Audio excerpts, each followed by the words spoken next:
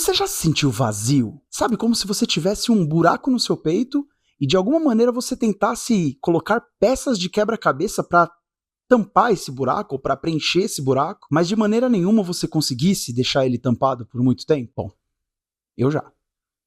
E eu acho que você também. Porém, o vídeo de hoje pode parecer um pouco contraditório. Hoje iremos falar da importância do vazio. Sim, e também como a gente tem que ficar de olho quando esse vazio fica muito em excesso na nossa vida. Eu sou o Bruno Bonfim e seja muito bem-vindo a mais um episódio do A Vida em Palavras. A ideia do episódio surgiu porque eu tive um final de semana de reset na minha cabeça. Eu mudei de trabalho recentemente e eu tô tendo que me provar, né? Tô tendo que provar novamente, né, o meu profissionalismo, a minha entrega.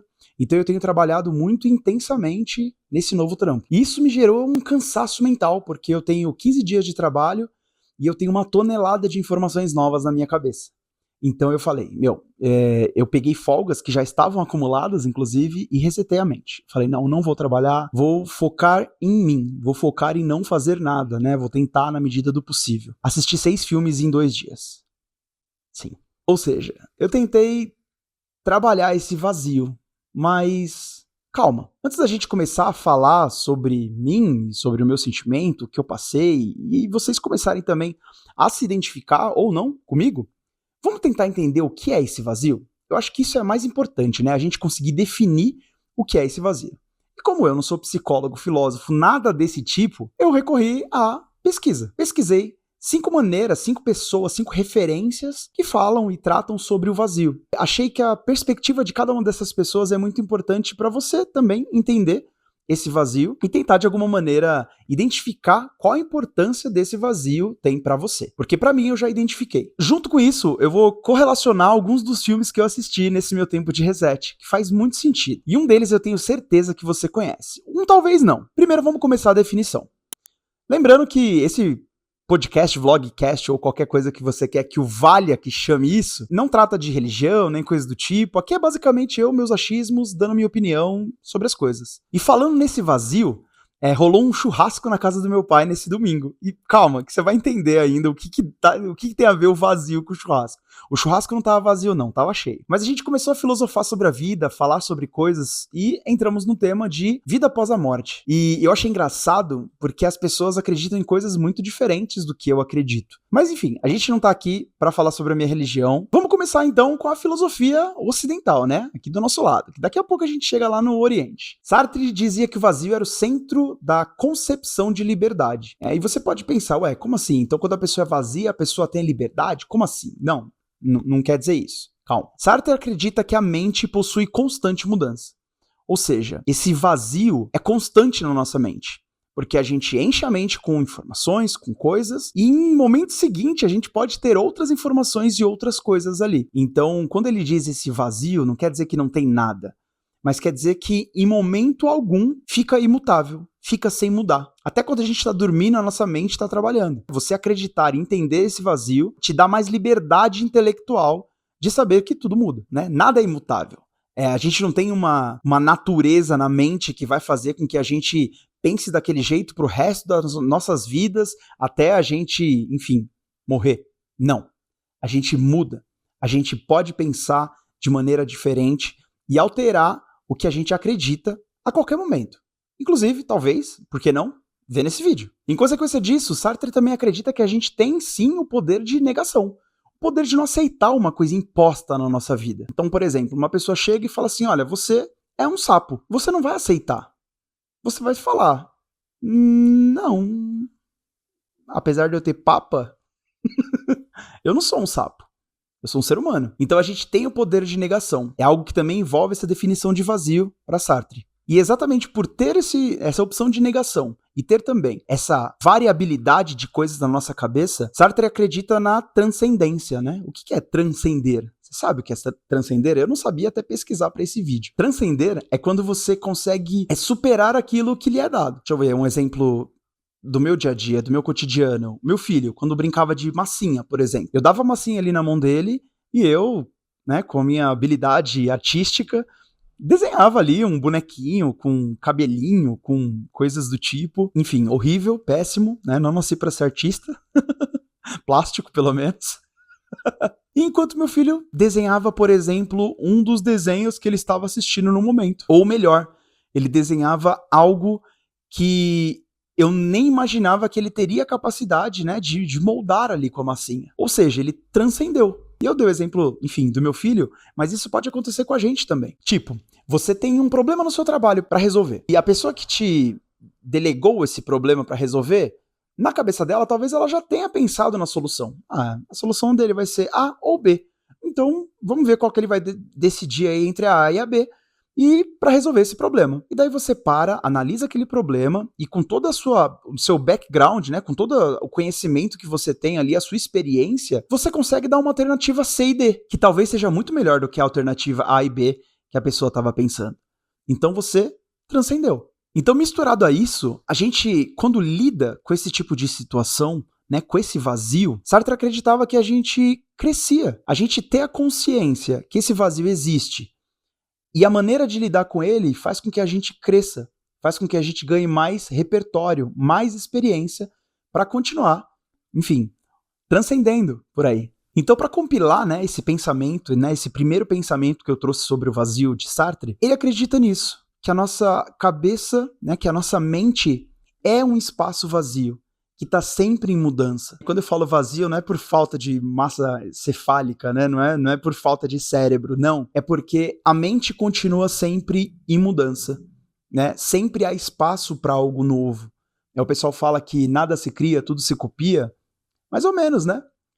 Alguém criou, em algum momento alguém criou. E a gente pega referências e consegue criar algo novo.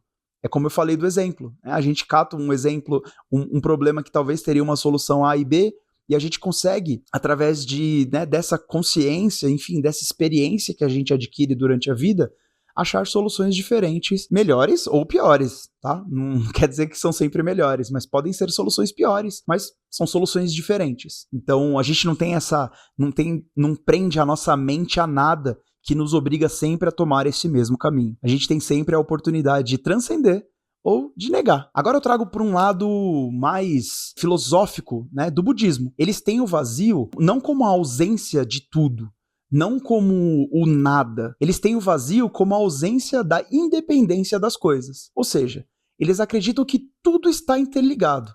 Nada é independente.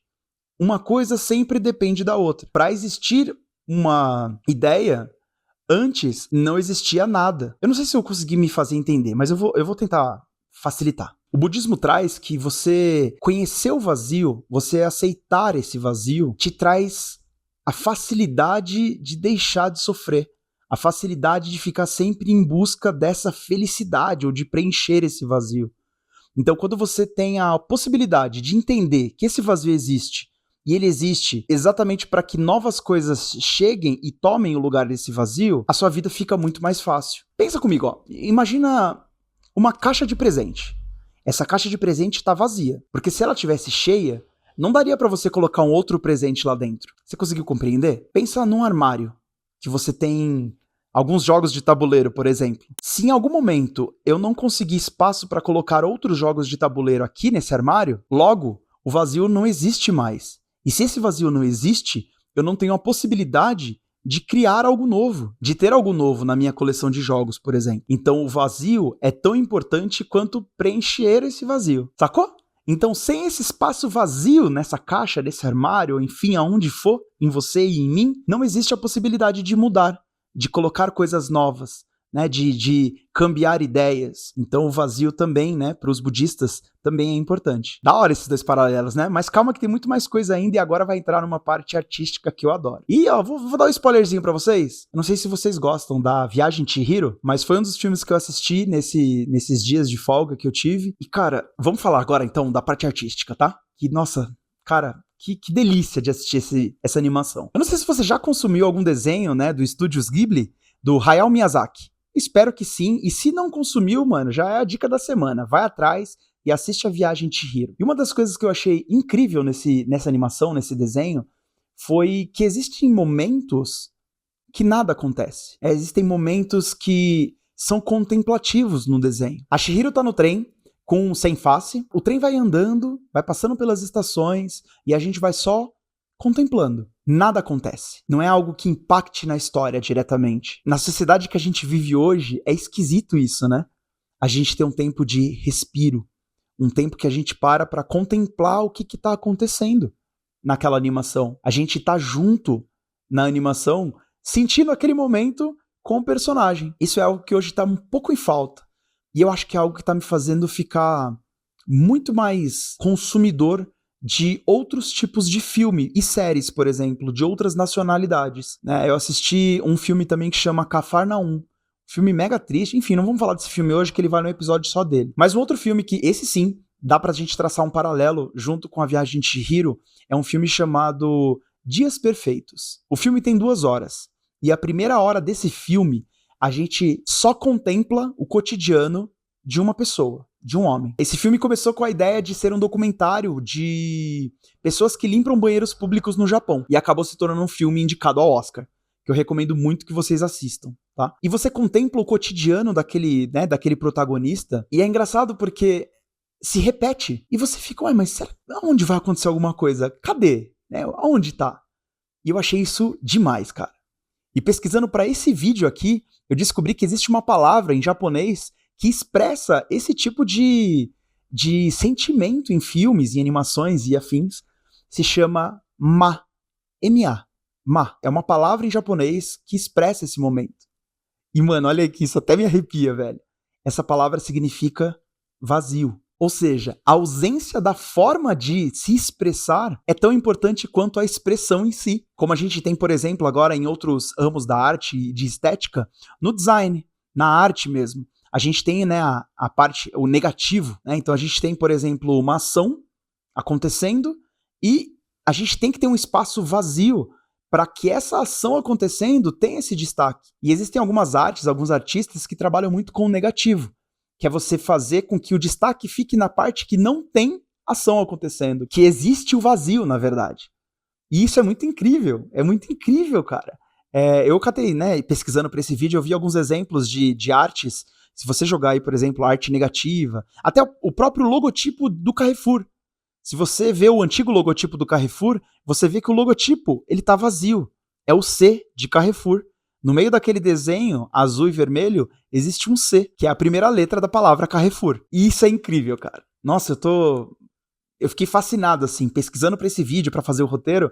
Eu descobri tanta coisa legal e eu queria muito trazer pra vocês. E a gente consegue ilustrar isso, por exemplo, com uma arte, né? Com uma arte, por exemplo, com a thumbnail desse vídeo. Eu quis fazer de propósito um espaço vazio enorme para dar destaque a um detalhe que tinha na arte, né? Então a gente tem um espaço vazio muito grande na thumb para que ela chamasse atenção exatamente pelo vazio. O vazio desse destaque à parte que tem ali o conteúdo.